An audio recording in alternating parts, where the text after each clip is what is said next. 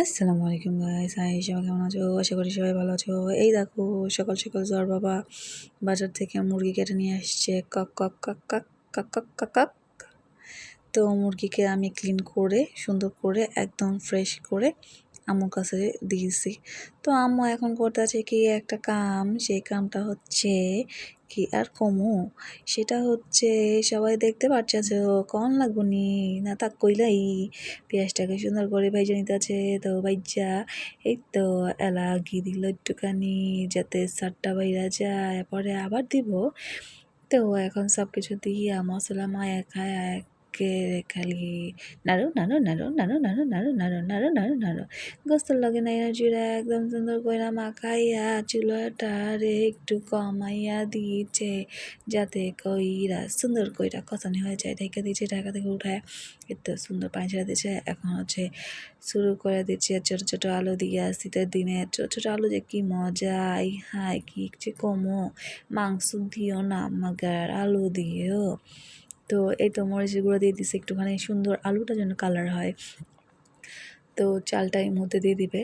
তো চালটা দিয়ে সুন্দর করে এটাকে খালি নাড়ো নাড়ো নাড়ো নাড়ো নাড়ো নাড়ো যাতে পাতিলার সাথে না লাগে। তো নাড়ো নাড়ো নাড়ো।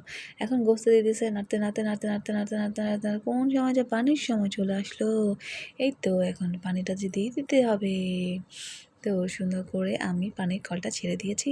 আম্মু এখন পানিটা সুন্দর করে দিয়ে দিচ্ছে। এই তো পানিটা দিয়ে আবার নাড়ো, খালি নাড়ো, এত নাড়ো নাড়ো নাড়ো, নাড়া ছাড়া মনে হয় কোনো সুন্দর মতো রান্নাই হয় না। তো যত নাড়বে মনে করো ততই মজা, স্বাদ ততই, যত কষাবে তরকারি ততই স্বাদ। তো পানি দেওয়ার পরে এখন বলকাবে, বলকানোর অপেক্ষায় রয়ে যাব আমরা। তো একটু নাড়া দিয়ে দিলাম, আমি আবার একটুখানি নাড়াচাড়া দিয়ে দিলাম।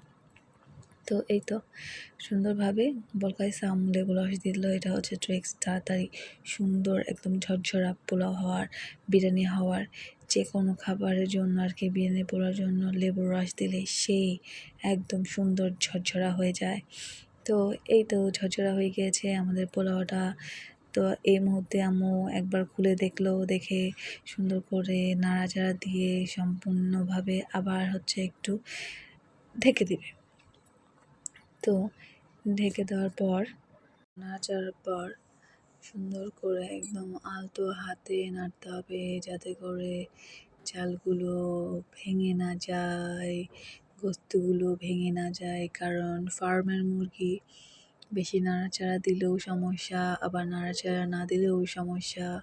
এই আর কি, কিছু মানুষের আছে না যে এরকম, মানে বললেও সমস্যা, না বললেও সমস্যা। তো বিরিয়ানির অবস্থাটা আর ফার্মের মুরগির অবস্থাটা এরকমই। তো এই তো ঢেকে দিয়েছে, ঢেকে দেওয়ার পর এই দেখো ফাইনাল লুক, ইয়ামি, মাশাআল্লাহ, এত মজা হয়েছে। ওকে, টাটা, বাই বাই।